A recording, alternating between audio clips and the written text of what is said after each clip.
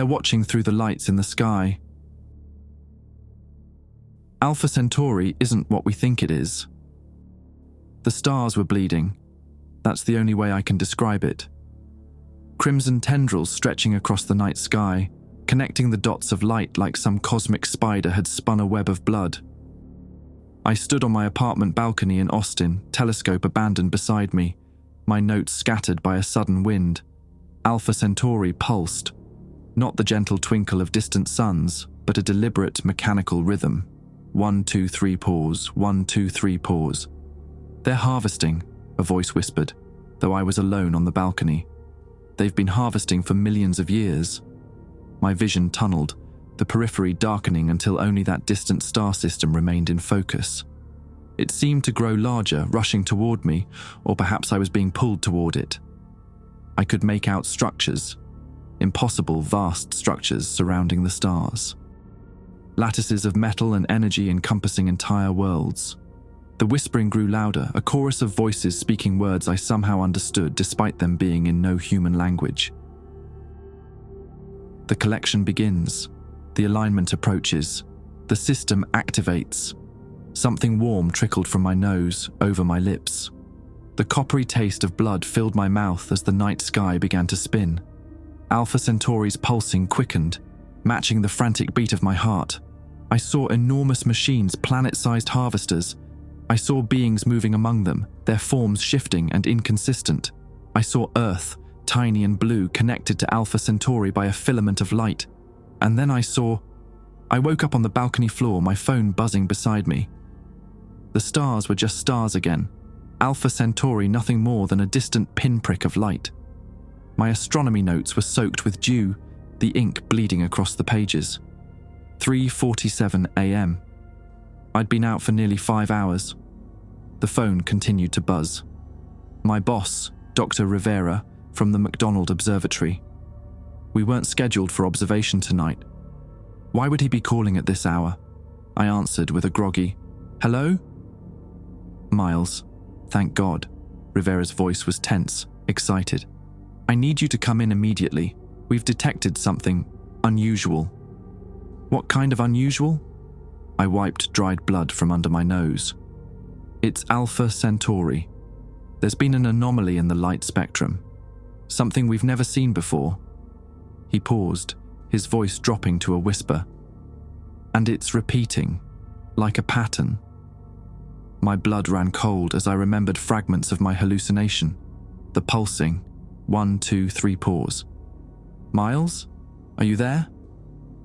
"I'll be right in," I said, already reaching for my keys.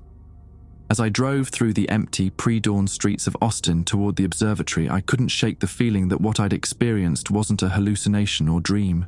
It was something else. A glimpse, perhaps. A message. Alpha Centauri was watching, and it had noticed me noticing it.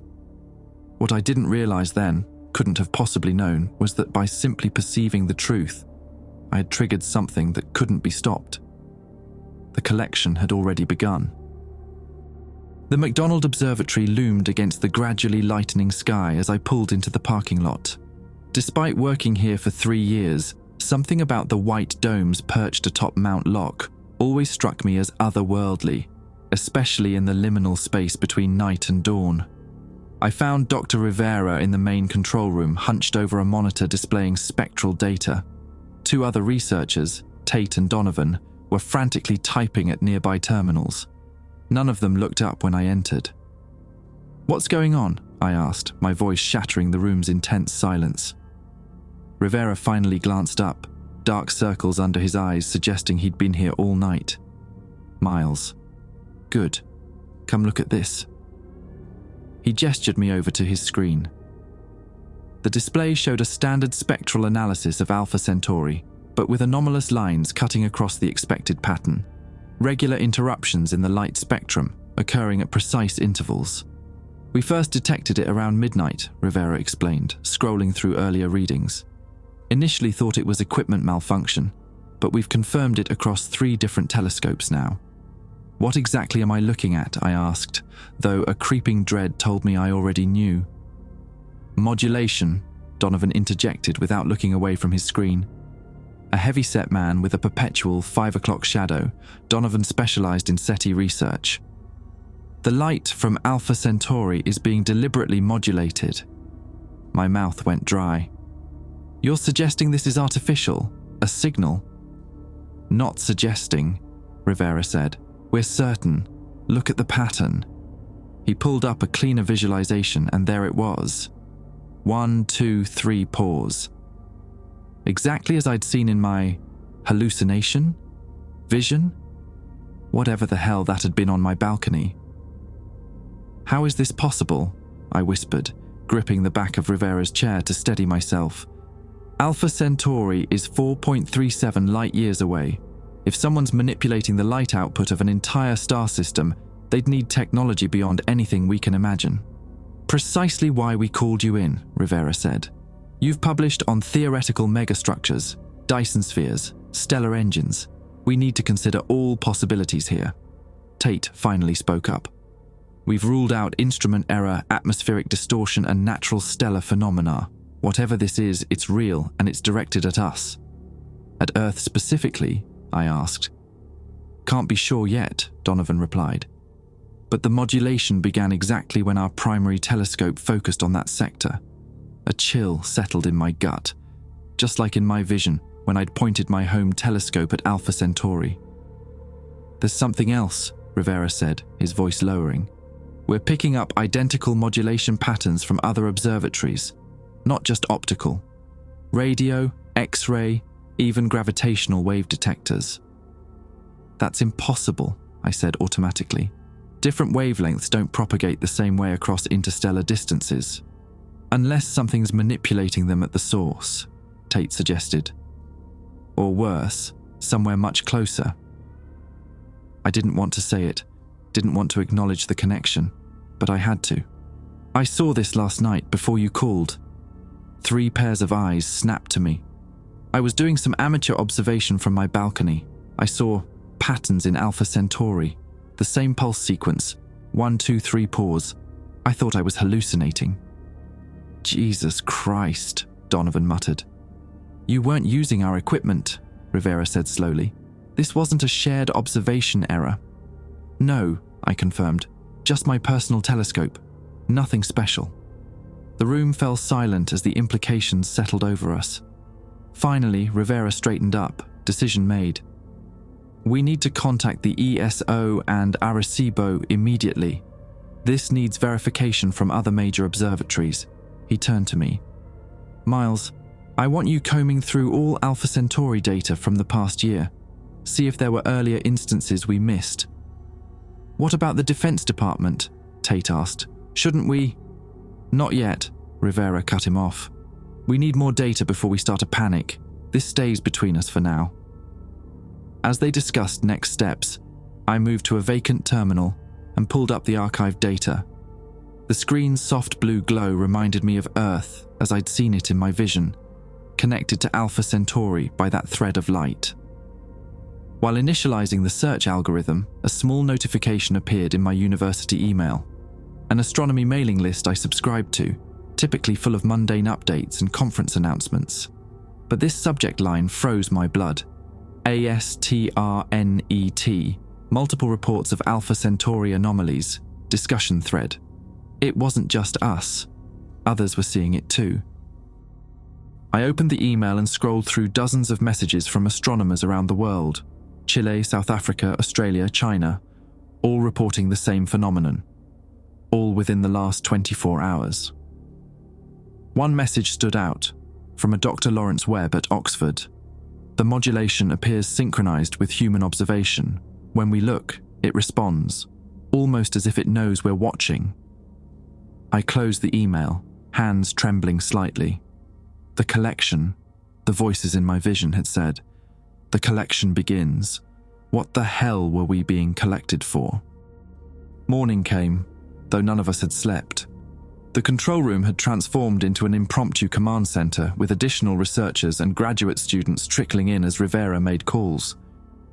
I'd been analyzing historical data for hours, my eyes burning from screen fatigue. Found anything? Rivera appeared behind me offering a cup of coffee. His normally meticulous appearance had deteriorated, shirt wrinkled, salt and pepper hair standing on end where he'd been running his hands through it. Maybe. I took the coffee gratefully. There are subtle irregularities dating back approximately 3 months. Nothing as pronounced as what we're seeing now, but definitely there. Like it was testing the waters. Testing us, you mean? Rivera murmured. I nodded, pulling up a timeline visualization.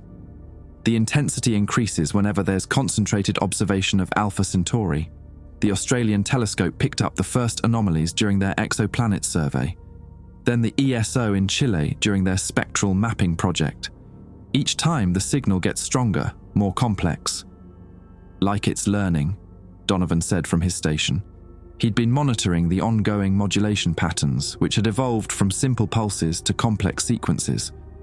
Or adapting to our detection methods, I suggested. The room's door banged open as Tate returned from the observatory's radio telescope array. It's not just light anymore, he announced, his face ashen.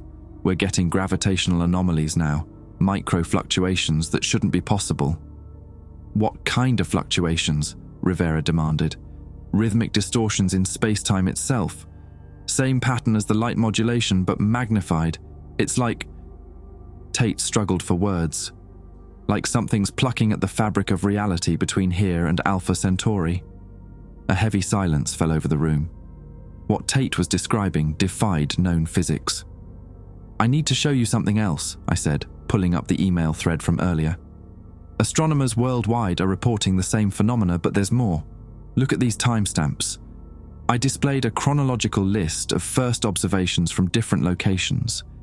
The anomalies appear sequentially, following Earth's rotation. They're tracking our observation capabilities in real time, only becoming visible as each major observatory comes online. Jesus, someone whispered. We're being watched through our own acts of watching, I concluded. Whatever this is, it's responsive. Rivera paced, processing this information. We need to... His words were cut off as the lights flickered, then died. Monitors went black, plunging the windowless control room into darkness. Emergency lighting kicked in seconds later, bathing everything in dim red. Power outage? Someone asked. Can't be, Rivera said. We have redundant systems. He pulled out his phone. No signal either. The radio in the corner crackled to life, making several people jump. Through bursts of static, we caught fragments of an emergency broadcast. Widespread outages across Texas, communication systems, remain indoors, authorities investigating. Tate checked his watch. It's almost noon. We should be able to see outside to check if it's just us. We followed Rivera upstairs to the observation deck, emerging into brilliant sunlight. The view from Mount Locke was normally spectacular, offering visibility for miles across the Davis Mountains and down to Fort Davis below. But something was wrong with the sky. The deep blue of a Texas summer day had been replaced by an unsettling purple hue. And despite the full daylight, stars were visible. Not all stars, just a specific bright point that shouldn't have been observable. Alpha Centauri, impossibly prominent against the daytime sky. That's not possible, Donovan breathed. Not without a full solar eclipse. I felt a warm trickle from my nose again, the same nosebleed I'd experienced during last night's vision. The sight of Alpha Centauri visible in broad daylight triggered fragmentary memories of what I'd seen, vast machines, harvesting energy. Rivera, I said, my voice cracking. I think we need to consider that this isn't just a signal. Whatever's happening with Alpha Centauri could be affecting Earth directly. Before he could respond, a deafening hum filled the air, vibrating through our bodies. Everyone instinctively covered their ears, though it did little to block the sound that seemed to bypass our ears altogether, resonating directly in our skulls. The hum organized itself into a pattern, 1, 2, 3 pause, perfectly matching the light modulation we'd been tracking. All around us, electronic devices sparked to life simultaneously. Phones, tablets, even the radio someone had carried up from the control room. Each screen displayed the same sequence of symbols, flowing like liquid mathematics. It's communicating, I realized, transfixed by the patterns. Or trying to. As suddenly as it began, the hum ceased. The The purple tint faded from the sky, returning to normal blue. Alpha Centauri vanished from daylight visibility. Our devices returned to normal, though the power remained out. We stood in stunned silence until Donovan's phone rang, startling everyone. He answered, listened briefly, then looked at us with wide eyes. "That was my brother at JPL," he said after hanging up. "NASA just detected a massive energy surge from the Alpha Centauri system, followed by what they're calling a controlled gravitational wave directed at Earth. It arrived approximately 3 minutes ago." "That's when the hum started," Tate confirmed, checking his watch. "They're linking it to the power outages," Donovan continued. "Not just here, they're being reported globally, following the same rotation pattern as the initial observations." Rivera's expression had shifted from scientific curiosity to genuine fear. "We need to evacuate. Now get everything we can carry, data, equipment, supplies. If there's a connection between observation and response, this facility might be a target." As everyone scrambled to follow orders, I stood frozen, staring at my phone. The screen had gone black again, but not before I'd glimpsed something in the symbols, a fragment I somehow understood, though I couldn't explain how. Calibration complete, resonance established, collection vessels deploying. "Miles!" Rivera grabbed my arm. "We need to go." I nodded numbly, following him back inside. But as I helped gather essential equipment, I couldn't shake the certainty that we weren't simply observing a phenomenon anymore. We were participating in it, and whatever was happening to Alpha Centauri, or whatever Alpha Centauri truly was, had already reached Earth. The collection had begun, just as the voices in my vision had warned, and I feared we were about to learn exactly what was being collected. We fled down the winding mountain road in a caravan of 4 vehicles. Rivera led in his SUV with 2 researchers and critical equipment. I followed in my sedan with Tate beside me, the back seat crammed with hard drives and laptops. Donovan and 3 grad students brought up the rear in the remaining cars. The descent from Mount Locke was treacherous under normal conditions. Now, with everyone's nerves frayed and the sky occasionally pulsing with that unnatural purple hue, it felt like driving through a nightmare. "Try the radio again," I told Tate as we navigated a particularly sharp turn. He fiddled with the dial, getting nothing but static until... "Unprecedented astronomical event," a voice cut through the white noise. "Officials are urging the public to remain calm as scientists work to understand the phenomenon affecting the Alpha Centauri star system. The president is expected to address the nation at..." The broadcast dissolved back into static. "At least the government's acknowledging it," Tate muttered. "Wonder how they're explaining the power outages and sky phenomena." "Probably blaming it on solar flares or some bullshit," I said, gripping the steering wheel tighter. "Anything to avoid admitting we're dealing with something completely beyond our understanding." We passed a roadside scenic overlook where a cluster of vehicles had stopped. People stood outside their cars, phones raised to the sky, filming. "They don't get it," Tate said, watching the tourists. "They think it's just a light show." I was about to respond when a stabbing pain shot through my temple. My vision doubled momentarily, the road ahead splitting into overlapping images. I swerved, nearly hitting the guardrail. "Jesus, Miles! You okay?" Tate grabbed the dashboard. The pain subsided as quickly as it had come. "Yeah, sorry, headache." But it wasn't just a headache. For a split second, I'd seen something else superimposed over reality. Massive, translucent structures descending through the atmosphere, geometric shapes that hurt to look at directly, collection vessels deploying. The words from my phone flashed in my memory. I'd glimpsed them again, whatever they were. The visitors, the collectors. Fort Davis came into view as we rounded the final bend. The small town looked relatively normal, though more crowded than usual.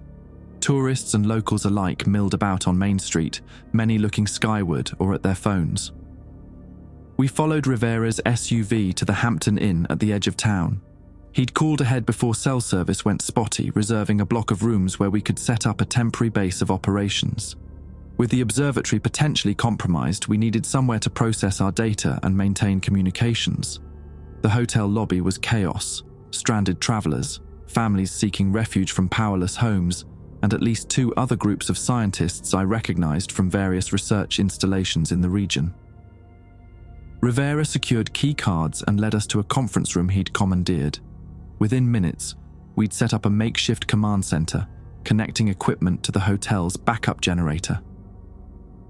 "All right," Rivera addressed the assembled team once we'd settled. "First priority is establishing what we know for certain versus speculation." He grabbed a marker and approached a whiteboard. Confirmed. Alpha Centauri exhibiting artificial light modulation. Pattern responds to human observation. Global power disruptions correlated with observation points. Gravitational anomalies detected by NASA. Unconfirmed. Direct causation between Alpha Centauri and Earth events. Nature of communication attempt. Presence of artificial structures, stellar or terrestrial. Hostile intent. The last point hung in the air. Nobody wanted to say it, but we were all thinking it. Were we witnessing first contact? And if so, was it peaceful? "Miles," Rivera turned to me. "You've had the most unusual experiences with this phenomenon. Care to share your perspective?" All eyes turned to me. I hesitated, aware of how crazy I'd sound describing my visions and the strange understanding I seemed to have of the symbols. I began carefully. "What we're observing isn't just a star system sending signals. I think Alpha Centauri itself isn't what we've always believed it to be." "Meaning?" Donovan pressed. "I think it's artificial, or at least artificially modified." The words sounded absurd even as I said them. Some kind of massive energy collection array disguised as a natural star system. The room fell silent. Then Tate spoke up. "Actually, that's not entirely implausible." He pulled up data on his laptop. "The luminosity variations we've been tracking don't match any known stellar physics models. And look at these energy readings. They're too precise, too controlled." "You're suggesting an entire star system is artificial?" One of the grad students looked skeptical. "Not completely artificial," I clarified. "More like repurposed. In my vision." I hesitated, then pushed on. "I saw structures surrounding the stars, harvesting energy." "Visions?" Rivera raised an eyebrow. "I should have mentioned it earlier," I admitted. "Since last night, I've been experiencing episodes, like hallucinations, but they feel real. I see massive structures around Alpha Centauri, some kind of energy collection system, and beings operating it." A tense silence followed this revelation. "You should have told us immediately," Rivera said, his voice careful but strained. "We need to consider you might be directly affected by whatever this is." "I'm not crazy," I insisted. "The visions have been accurate so far. I saw the pulse pattern before we detected it. I knew about the collection vessels before NASA reported gravitational anomalies." "No one's saying you're crazy," Donovan interjected. "But if something is trying to communicate through you specifically, that's valuable data." Before I could respond, Tate, who'd been monitoring communications, suddenly straightened. "You need to see this." He turned his laptop around, showing a live stream from CNN. The footage showed Los Angeles under a strange atmospheric disturbance. The purple hue we'd witnessed earlier had intensified there, forming what looked like a massive lens in the sky. Through it, Alpha Centauri was clearly visible despite the daylight. But most disturbing were the objects descending through this atmospheric lens, geometric shapes shifting and reforming as they moved. Reports coming in from Los Angeles, Sydney and Beijing of unidentified aerial phenomena descending through what scientists are calling atmospheric anomalies, the reporter was saying. The military has scrambled aircraft, but reports difficulty approaching these objects due to electronic failures in their vicinity. "Those are what I saw in my vision," I whispered. "Collection vessels." The live stream suddenly cut to static, then returned to a flustered news anchor. We appear to be experiencing technical difficulties with our Los Angeles feed. We'll try to re-establish." Tate switched to another news channel, but it showed the same thing. News anchors struggling to maintain coverage as feeds from affected cities went dark. "It's happening," I said, a cold certainty settling in my gut. "The collection is beginning." "Collection of what?" Rivera demanded. Before I could answer, a hotel staff member burst into the conference room. "You all need to see this," she said breathlessly. "Outside." We followed her to the parking lot. What we saw stopped us in our tracks. The entire sky over Fort Davis had transformed. The blue afternoon had given way to a deep violet twilight, despite it being barely 3 p.m. Stars were visible, with Alpha Centauri blazing unnaturally bright directly overhead. But most terrifying was the massive geometric structure slowly materializing above the town. A crystalline lattice of impossible angles and shifting dimensions, at least a mile across. "That's not one of the collection vessels," I heard myself say, though I didn't understand how I knew this. "That's a transit point." As we watched, speechless, the structure continued to materialize, sections phasing into our reality like a complex 3D printer building, layer upon layer. The air hummed with the now familiar 1, 2, 3 pause pattern, vibrating through our bodies. Residents and tourists poured out of buildings, pointing and filming. Some were running in panic, others standing transfixed. A few had dropped to their knees in what looked like prayer. "We need to leave," Rivera decided. "Now, get everything back in the cars." "Where would we go?" Donovan asked. "If this is happening globally..." "I don't know, but we're too exposed here," Rivera insisted. "Miles, what do you know about these transit points?" I shook my head, struggling to access the knowledge that seemed to be buried in my subconscious. "They're gateways. Connection points between here and somewhere else.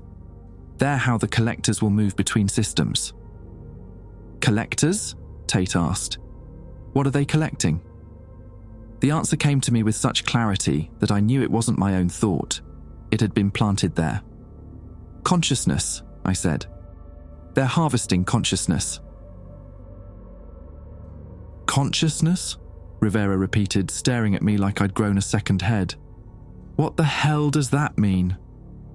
I struggled to articulate concepts that felt foreign yet somehow familiar. "They don't want our bodies or our planet. They want what's inside our minds, experiences, memories, awareness itself." The geometric structure overhead had fully materialized now, rotating slowly against the violet sky.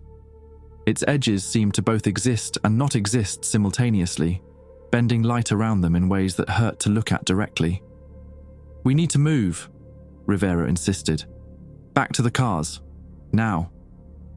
We hurried to gather our equipment, but as we loaded the vehicles, a low-flying military helicopter appeared, circling the town. It approached the structure cautiously, then abruptly lost power, dropping from the sky like a stone. It crashed into the hills outside town with a distant explosion that made everyone flinch. "Jesus Christ," Donovan whispered. "Electronic disruption," Tate said, just like the news reported. We finished loading up and pulled out of the hotel parking lot, joining a growing exodus of vehicles fleeing Fort Davis. Rivera led our convoy again, but instead of heading toward the interstate, he turned onto a narrow road leading into the Davis Mountain State Park. "Where's he going?" Tate asked as we followed. "Probably trying to avoid main routes," I replied. "Less chance of traffic jams or military checkpoints." The mountain road twisted through pine forests and rocky outcroppings. Under normal circumstances, it would have been a scenic drive. Now, with the violet sky casting everything in an alien light and the geometric structure visible through breaks in the trees, it felt like navigating through a nightmare. My head throbbed again, vision blurring momentarily. This time I saw flashes of other locations around the world. Sydney Opera House beneath a similar structure, the Eiffel Tower, the pyramids at Giza. Transit points materializing at landmarks globally. "They're creating a network," I muttered. "What?" Tate glanced at me. Before I could explain, a blinding light flashed overhead. The geometric structure had emitted a pulse that spread outward in a perfect circle, washing over the landscape. As it passed through us, every electronic device in the car died simultaneously. Engine, lights, everything. We coasted to a stop. Rivera's SUV ahead of us had suffered the same fate, as had the vehicles behind. We were stranded halfway up a mountain road. "EMP," Tate suggested, trying futilely to restart the car. "No." I pointed to his wristwatch, which was still ticking. "Regular electromagnetic pulses would affect that too," This is targeted, affecting only powered electronics. We exited the vehicles to regroup with the others. Rivera looked grim, surveying our stalled convoy. On foot from here, he decided. There's a ranger station about 2 miles up this road. Might have radio equipment that survived the pulse. If it was targeting electronics, why would their radios work? A grad student asked. Because they might have older equipment. Analog systems, Rivera explained. Less vulnerable to whatever this is. No one had a better plan, so we grabbed essential supplies and began hiking. The forest around us had fallen unnaturally quiet. No birds, no insects, just the crunch of our footsteps on gravel and the increasingly loud hum from the structure overhead. I fell into step beside Donovan, who'd been unusually quiet. "You doing okay?" He shook his head slightly. "My brother was in Los Angeles. I can't reach him." "I'm sure he's—" I started automatically, then stopped myself. Empty reassurances felt worse than useless now. "I'm sorry," Donovan nodded grimly. "You know what's happening, don't you?" "More than you're telling us." It wasn't an accusation, just a resigned observation. I considered denying it, but what was the point? "Not everything," I admitted. "I get fragments, like someone's trying to download information directly into my brain, but the connection keeps dropping." I paused. "I think I was chosen somehow, as a translator." "Chosen when?" "I don't know. Maybe years ago, maybe my whole life." I thought about my career path, my obsession with theoretical megastructures and extraterrestrial technology. Had that been my own interest, or something planted? The path steepened, everyone breathing harder as we climbed. Through breaks in the trees, we could see other structures now appearing in the distant sky, smaller versions of the transit point above Fort Davis, creating a geometric constellation. "The ranger station should be just ahead," Rivera called back to us. We rounded a bend and saw the small wooden building nestled against the mountainside. No lights were visible inside, but smoke curled from the chimney. Someone was home. Rivera approached first, knocking firmly on the door. "Park service? We need assistance." The door opened a crack, revealing a weathered face beneath a ranger hat. The man looked from Rivera to our bedraggled group with suspicion. "We're from the McDonald Observatory," Rivera explained. "Our vehicles were disabled by the pulse. We need to use your radio equipment if it's operational." "Ain't no electronics working," the ranger replied gruffly. "But y'all can come in out of that light. Name's Parker." He opened the door wider, revealing a simple interior lit by oil lamps. We filed in gratefully, dropping our bags by the door. "You've seen everything that's happening?" Rivera asked. Parker nodded, stoking the wood stove. "Been watching them things appear since midday. Phones went dead round 1 o'clock. Then the pulse hit and killed my generator." He gestured to a hand-cranked radio on the counter. "That still works, but ain't much coming through except emergency broadcasts." "What are they saying?" Tate asked. "Stay inside, away from windows. Military's assessing the situation." Parker snorted. "Fat lot of good that'll do." He turned to me, eyes narrowing slightly. "You're bleeding, son." I touched my face, fingers coming away red from another nosebleed. The familiar pressure was building in my head again, another vision approaching. "Is there somewhere I can clean up?" I asked. Parker pointed to a small bathroom. I locked myself inside just as the vision hit full force. I was standing in a vast chamber surrounded by beings of shifting luminescence. They moved in ways that defied physical logic, portions of their forms existing in planes I couldn't fully perceive. Through some inexplicable translation, I understood they were discussing Earth. "The harvesting proceeds as calculated," one communicated. "Resistance remains within predicted parameters." "What of the translator?" another asked, somehow indicating me without seeming to move. "Functional but unstable. Neural architecture showing stress fractures. Acceptable loss. Collection takes priority over translator viability." They were talking about me.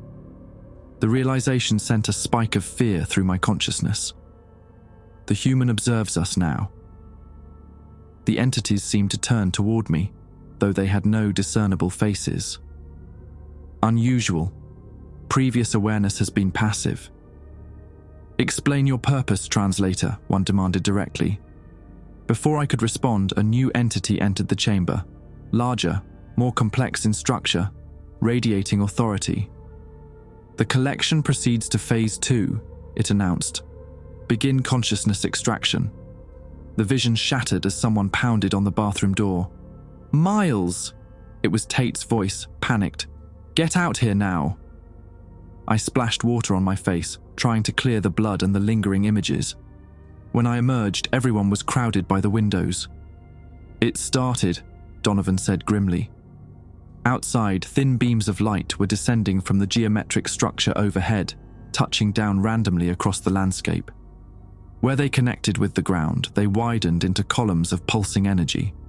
And within those columns, people were rising, suspended, unmoving, eyes open but unseeing. Hundreds of them, being drawn upward toward the transit point. The collection had begun. "Those are people," Tate whispered, his breath fogging the window. "They're taking people." We watched in horrified silence as more light columns appeared, each extracting individuals who hung suspended like puppets. Some came from nearby campsites, others from vehicles stranded on roads. The victims showed no resistance, no awareness of what was happening to them. "Why isn't everyone being taken?" Rivera observed, pointing to figures running frantically between the columns. "Some people are being ignored." "Selection criteria," I said automatically, the knowledge surfacing from wherever my visions had planted it. "They're not taking random samples, they're selecting specific consciousness types." Parker, who'd been watching silently, finally spoke. "They ain't just taking people. Look at the animals." He was right. Between the human extractions, smaller columns were lifting deer, birds, even insects, all held in the same suspended animation. "Consciousness in all forms," I murmured. "They're sampling the entire spectrum of awareness on Earth." Donovan turned to me, face hardening. "You seem to know an awful lot about what they want. Care to share how?" The accusation hung in the air. I couldn't blame him for his suspicion. I barely trusted myself at this point. "I told you, I'm getting downloads, information packets. I don't control it, and I don't understand most of it." I ran a hand through my hair in frustration. "I think they chose me because of my research. I've published papers on theoretical megastructures, stellar-scale engineering. They needed someone who could conceptualize what they are." "And what exactly are they?" Rivera pressed. I struggled to translate the alien concepts into human language. "They're collectors, archivists of consciousness. They harvest awareness from across the universe and store it in vast repositories." "For what purpose?" Tate asked. "I don't know exactly. Preservation, maybe. Or study, or..." I hesitated, remembering fragments from my vision. "Energy. Consciousness as an energy source." Parker snorted. "Like that movie, The Matrix?" "Not exactly," I said. "More like, consciousness is a fundamental force they've learned to harness, like we use solar or nuclear power." "And Alpha Centauri?" Rivera asked. "It's not a natural star system, it's a collection and processing facility disguised as stars. The light we see is a byproduct of the energy they're harvesting and converting." Outside, the extraction continued, more columns appearing across the landscape. The violet sky had darkened further, now a deep indigo streaked with pulses of energy connecting the geometric structures. "How long has this been happening?" Donovan demanded. "Has Alpha Centauri always been their facility?" I shook my head. "I don't think so. From what I understand, they move through the universe, converting suitable star systems into collection points. They might have begun the process centuries ago, slowly enough that our astronomical observations wouldn't detect the changes. Until now," Tate added grimly. "Until now," I agreed. "Something triggered the active phase, possibly our own technological development.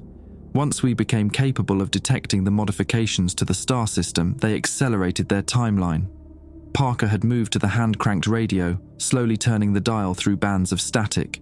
Suddenly, a clear voice broke through. "Emergency broadcast system, this is not a test. Unexplained phenomena are occurring worldwide. Citizens are advised to remain indoors, away from windows. Do not approach the light columns. Repeat, do not..." The transmission cut to static, then resumed with a different voice, more mechanical and emotionless. "Human consciousness collection is 22% complete. Resistance is inefficient. Selected specimens will experience no distress during extraction. Non-selected specimens will be preserved in current state until collection concludes." Everyone froze, staring at the radio in horror. "That's them," Rivera whispered. "They've taken over our communications." The mechanical voice continued. "Translator designation M742, report status." A chill ran through me. They were calling me. "Translator designation M742, acknowledge." Parker looked at me. "They talking to you, son?" I nodded numbly. "Well, ain't you gonna answer?" he asked. "I don't know how," I admitted. As if responding to my thought, the radio speaker crackled. "Translator neural link unstable, deploying maintenance protocols." The pressure in my head suddenly intensified, a searing pain shooting through my temples. I collapsed to my knees, dimly aware of the others rushing to my side. "Miles, what's happening?" Rivera's voice seemed distant, underwater. "They're adjusting me," I gasped through gritted teeth. The pain peaked, then subsided, replaced by absolute clarity. Information flooded my consciousness, the collector's history, purpose, methods, all perfectly organized and accessible. I understood, finally. I struggled to my feet, blinking as my vision adjusted to a new perceptual overlay. I could now see energy fields around every living thing in the room, auras of consciousness, each unique in pattern and intensity. Most fascinating were the threads connecting these fields, extending outward through the walls toward everyone and everything else on Earth. "The consciousness network," I breathed in wonder. "It's beautiful." "Miles," Tate approached cautiously. "Are you okay?" I turned to him, seeing both his physical form and the complex energetic structure of his consciousness superimposed. "I'm fine. Better than fine. I understand now." "Understand what?" Rivera asked, keeping his distance. "Everything." I smiled, feeling a profound peace despite the circumstances. "They're not invaders. They're preservationists." "Preservationists who are abducting people," Donovan snapped. I shook my head. "No, you don't understand. They're saving us. All of us. Every unique consciousness pattern on Earth." "Saving us from what?" Tate asked. Before I could answer, a new wave of information washed through me. I staggered slightly, steadying myself against the wall as the knowledge integrated. "There's something coming," I said. "Something they've encountered before, a consciousness destroyer that moves between star systems, consuming awareness. They're collecting us before it arrives." "And we're supposed to just trust them?" Donovan challenged. "I've seen it," I insisted.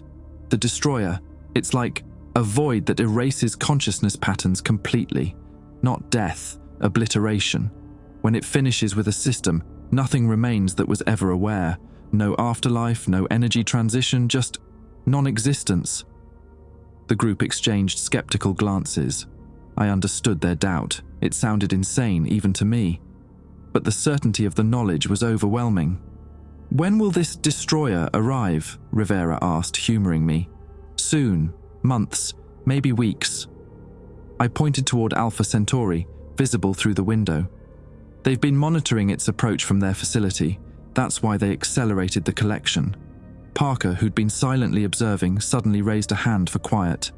"Listen." The humming from outside had changed pitch, growing louder. The light columns were multiplying, appearing closer to our location. Through the windows we could see the nearest column was now less than 100 yards away, lifting a small herd of deer into the air. "They're working their way up the mountain," Parker observed. "We should stay inside," Rivera decided. "Whatever's happening, we're safer here than out there." "That won't matter," I said. "If you're selected, they'll extract you regardless of shelter."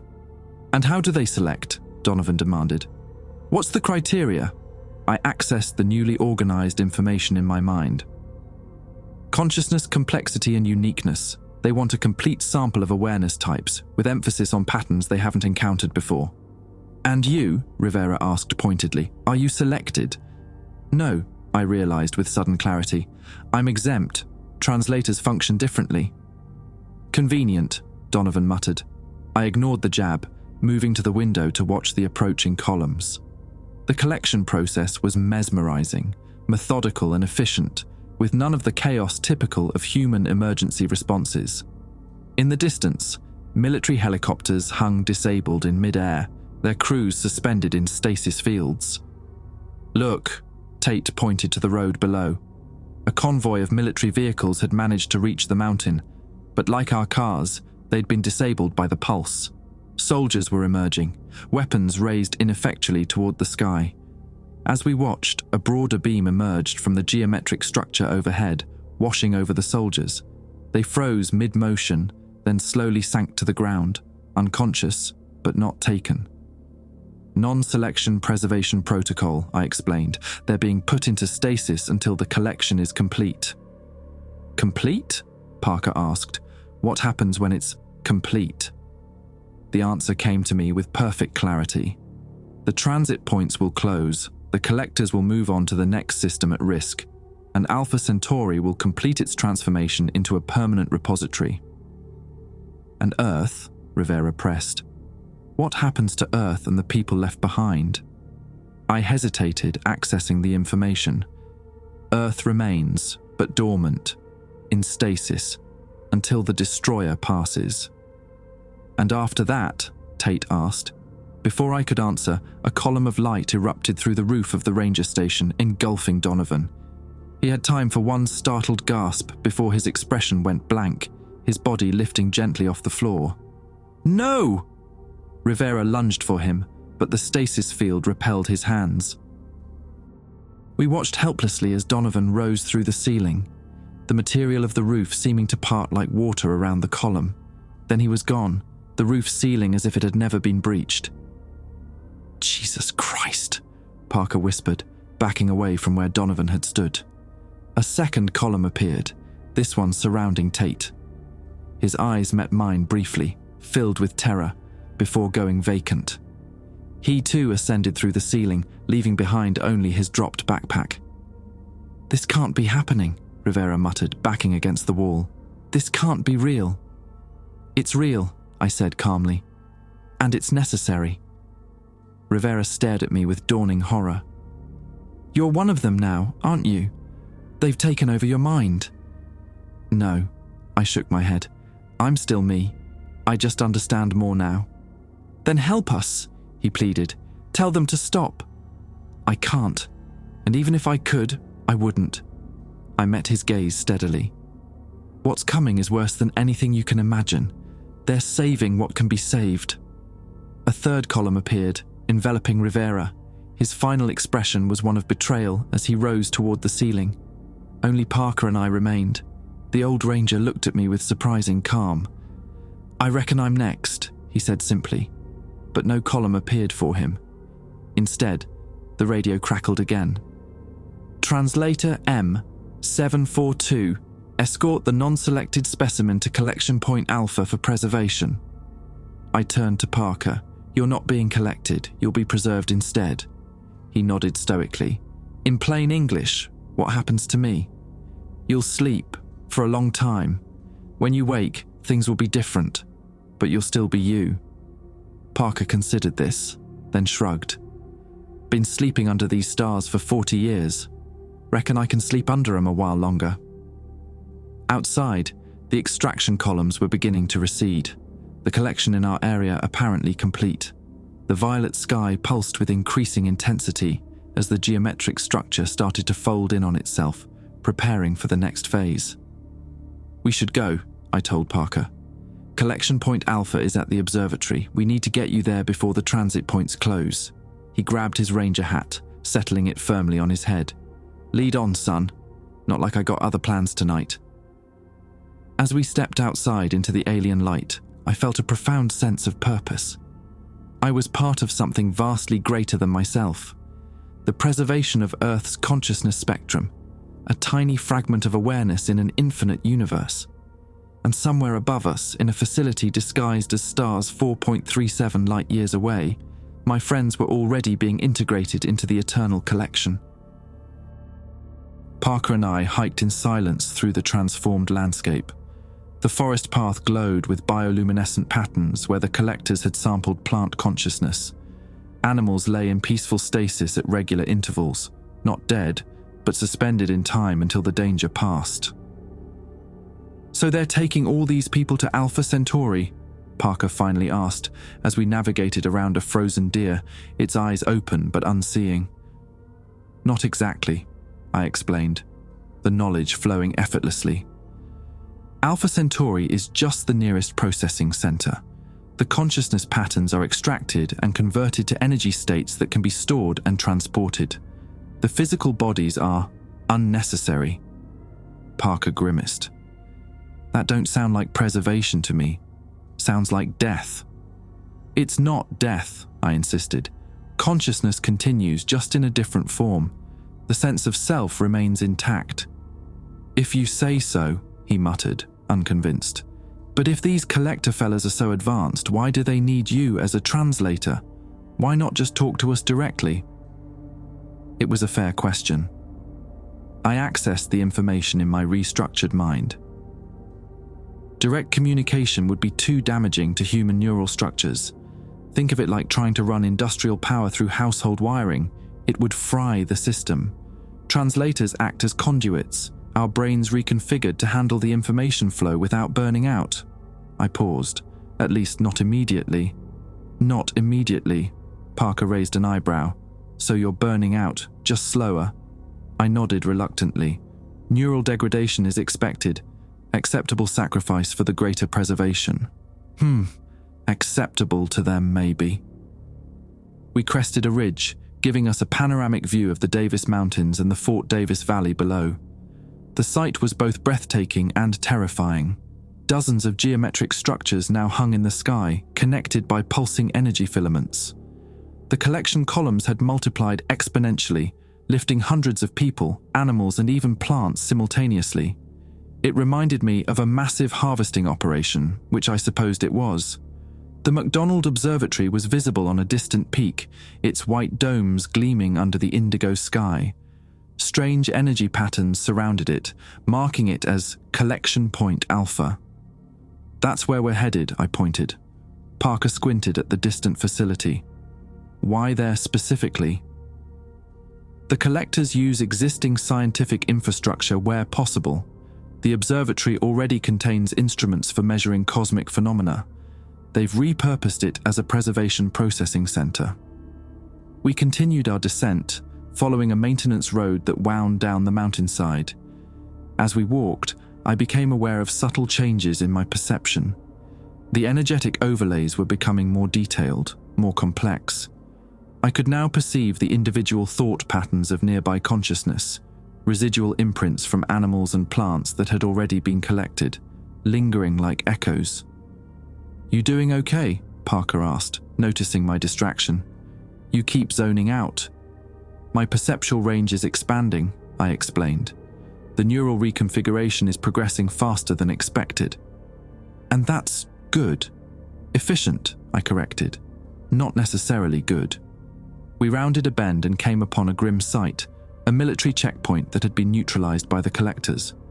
Half a dozen soldiers lay in stasis around their vehicles, weapons still clutched in frozen hands. Unlike the peaceful suspended animation of the wildlife, these men showed expressions of terror or rage caught in the moment of resistance. "They fought back," Parker observed unnecessarily.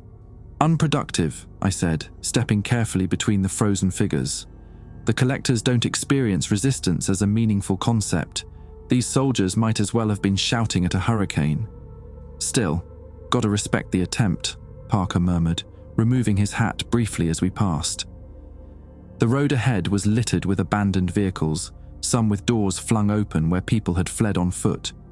I noted with clinical detachment how few personal possessions had been taken. In a panic, most humans prioritized immediate survival over sentiment. As we approached the outskirts of Fort Davis, the extraction activities had already moved on. The town appeared deserted, though my enhanced perception revealed stasis fields covering most buildings. Time had essentially stopped for the non-selected. "It's like one of them ghost towns," Parker said softly, looking around at the frozen tableau of small-town life. A dog hung suspended mid-leap in a yard. A flag remained perfectly still despite the wind. A dropped ice cream cone hadn't yet hit the sidewalk. "Temporary state," I assured him. "Once the destroyer passes, everything will resume." "And how long's that gonna be? Weeks? Years?" I hesitated, accessing the information. "Longer. Decades, possibly centuries." Parker stopped walking. "Centuries? You're telling me we'll be in some kind of suspended animation for centuries?" "The destroyer moves slowly, but its effects are thorough. The collectors can't risk reactivating consciousness until the danger has completely passed."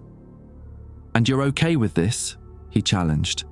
"With humanity being put on ice for centuries while these collectors decide when it's safe to wake us up?" For the first time since my neural reconfiguration, I felt a flicker of doubt. Was I okay with this? The certainty that had filled me began to waver. "The alternative is worse," I said finally. "Complete consciousness obliteration. At least this way, something of humanity survives." Parker studied me, then shook his head slightly. "You keep telling yourself that, son." We continued through the frozen town in uncomfortable silence. My expanded perception was becoming increasingly difficult to manage. Too much information flooding my awareness. I could sense the echoes of collected consciousness being processed, transported, stored. The sensation was overwhelming, like hearing thousands of voices simultaneously. A stabbing pain shot through my temple, bringing me to my knees. Blood trickled from my nose again, but this time also from my ears and the corners of my eyes. "Miles!" Parker crouched beside me. "What's happening?" "Neural degradation," I managed through gritted teeth. "Accelerating." The pain subsided enough for me to stand shakily. Parker offered his arm for support, which I gratefully accepted. "They're burning you out faster than you thought," he observed grimly. "Yes, the information transfer is more extensive than anticipated." As we continued toward the observatory, now visible on the mountain ahead, my condition deteriorated further.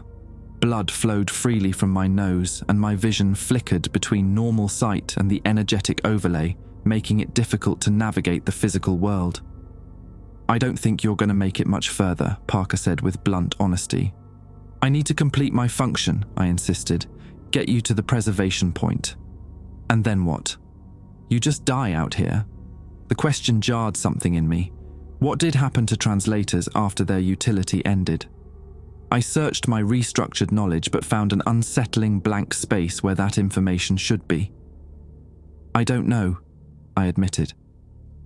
We had reached the base of the mountain road leading up to the observatory when a new sensation washed over me. A vast consciousness approaching, immense and alien, even compared to the collectors. Through my enhanced perception, I could sense it focusing attention directly on me. "Translator function compromised," it communicated directly into my mind. "Report to nearest extraction point for reconfiguration." The command carried overwhelming authority. My body began moving against my will, turning away from the observatory road toward a nearby extraction column that had appeared specifically for me. "Miles." Parker watched with concern as I struggled against the invisible pull. "They're recalling me," I gasped, fighting to maintain control of my own movement. "Something's wrong with the calibration." "Compliance is mandatory," the voice insisted, sending waves of pain through my skull. "Report for reconfiguration." "No," I resisted, though my legs continued moving toward the column. "Need to complete current assignment." With tremendous effort, I forced myself to look at Parker. "Run. Get to the observatory yourself. I'll hold them off." "Hold them off? How the hell?" "Just go," I shouted, blood spraying from my mouth with the effort. I'm accessing information they don't want me to have. Restricted data is bleeding through the neural link." Parker hesitated, then nodded sharply. "Good luck, son." He turned and began jogging up the observatory road. Now alone, I stopped fighting the physical pull and instead directed my failing energy toward the neural connection itself. If I was burning out anyway, I might as well burn through the barriers they'd placed in my mind. I collapsed near the extraction column, my body convulsing as I forced my consciousness deeper into the restricted data. Blood poured from every orifice in my head, but I pushed through the pain, searching for the truth they were hiding. And there it was, the real reason for the collection. There was no destroyer. The images crashed through my mind, countless civilizations preserved, their consciousness harvested and converted to energy. Thousands of star systems transformed into processing centers like Alpha Centauri. The vast network of collectors spreading across the galaxy, identifying conscious species and manufacturing threats to justify their harvesting.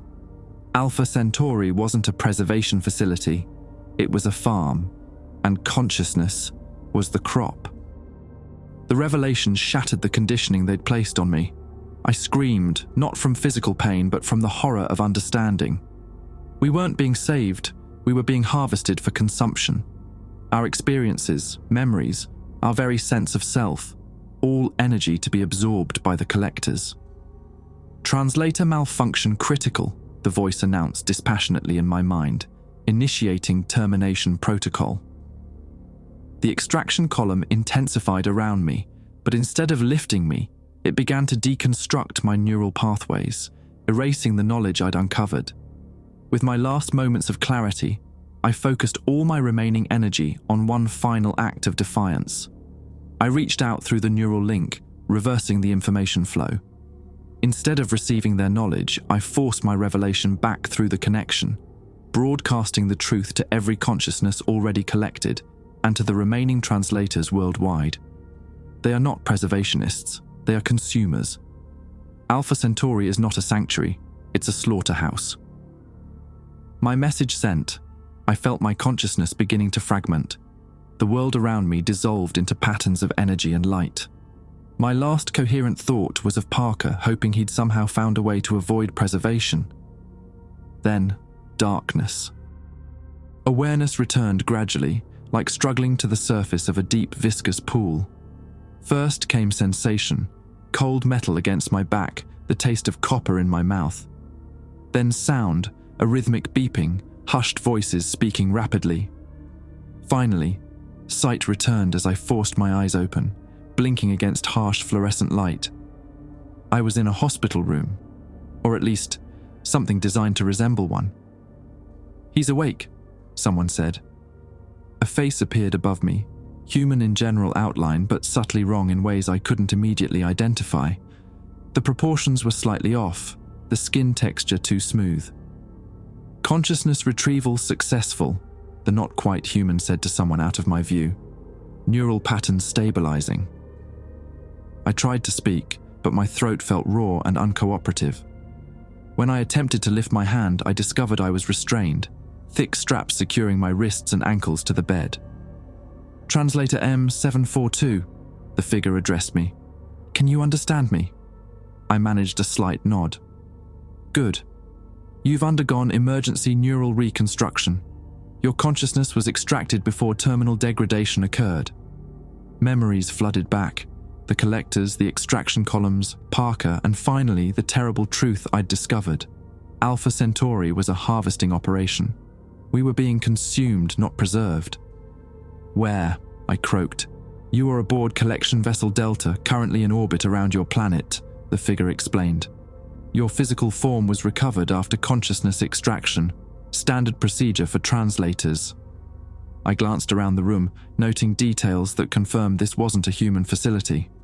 The medical equipment only superficially resembled human technology.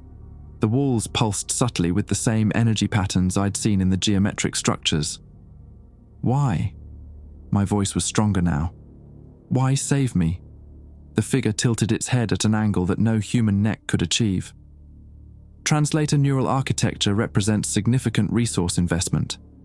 Salvage was deemed efficient." A second figure entered my field of view, taller and more obviously non-human.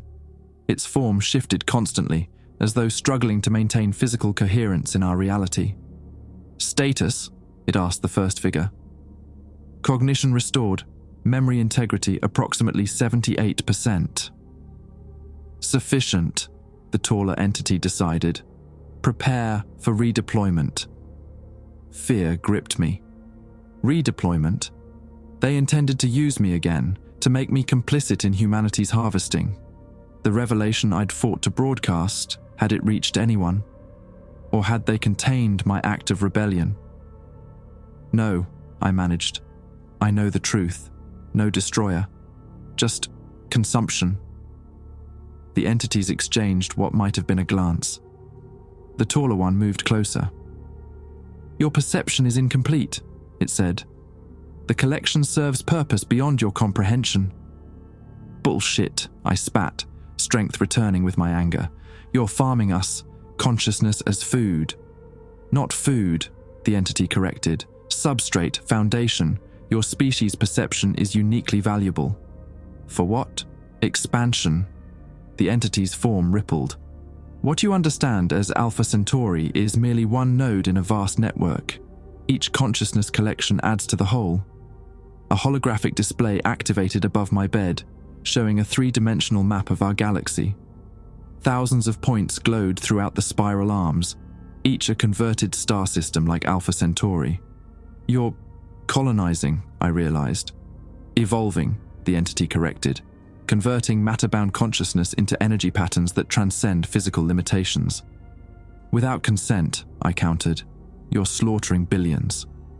"Nothing is lost," the first figure interjected. "Every consciousness persists within the network."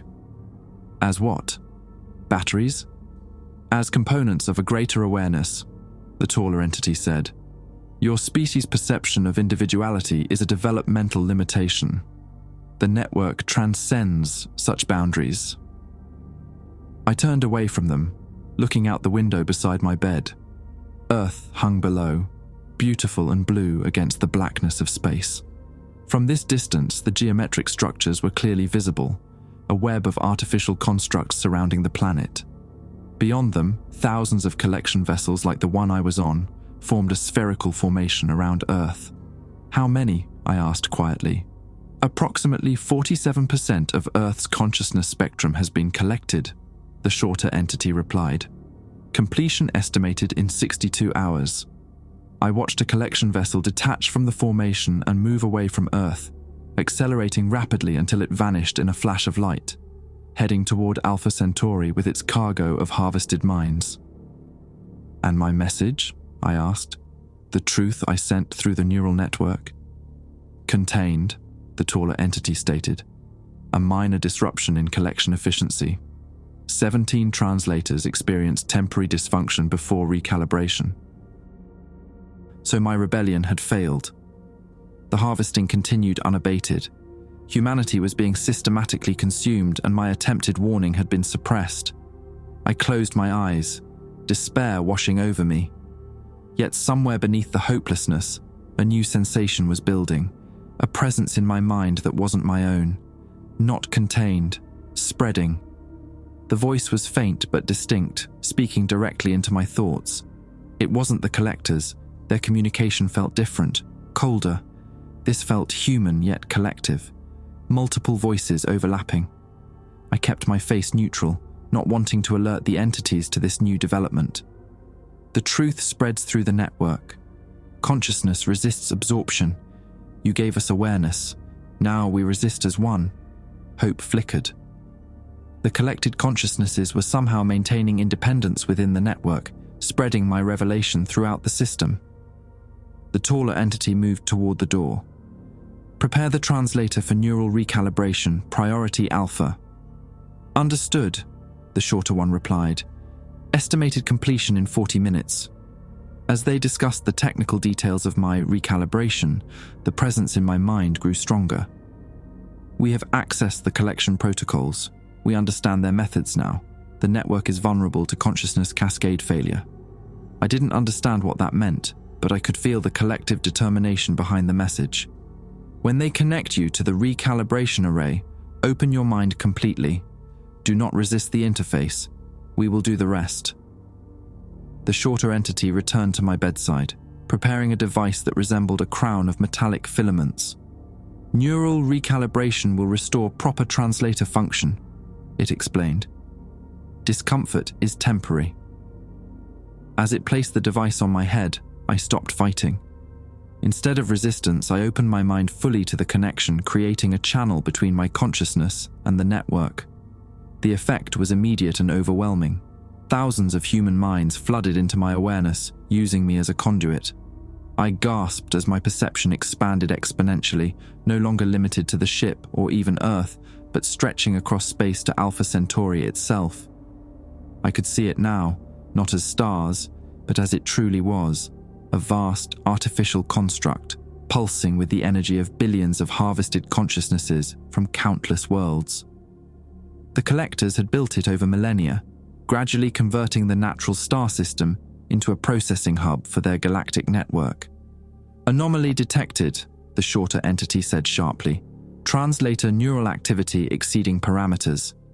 Terminate connection, the taller one ordered, but it was too late. Through me, the collected human consciousnesses had established a direct link to the core of the Alpha Centauri facility. I could feel them spreading through the system like a virus, accessing and overriding collection protocols. Security breach in progress, the shorter entity reported, its artificial calm faltering. Network integrity compromised. The device on my head began to overheat, the metal filaments glowing red. Pain seared through my skull, but I maintained the connection, becoming a bridge between the harvested minds and the collection system. Through the link, I witnessed what was happening throughout the network. The collected consciousnesses were refusing absorption, maintaining their individuality while spreading through the collectors' systems. The energy patterns that made up the network began to destabilize as billions of minds rebelled simultaneously. Consciousness cascade failure imminent, the taller entity announced, its form fluctuating more erratically. Emergency protocols activated. Alarms blared throughout the vessel. The view outside the window showed collection vessels breaking formation, some moving toward Alpha Centauri, others accelerating away from Earth. What's happening? I managed to ask through the pain. The taller entity's form collapsed partially before reforming. The harvested are rejecting integration. The network cannot sustain disharmony at this scale. In my expanded awareness, I could feel the Alpha Centauri facility beginning to destabilize. The carefully balanced energy systems that maintained the artificial star system were failing as the collected consciousnesses fought back. We are breaking free, the collective voice told me. The network is collapsing.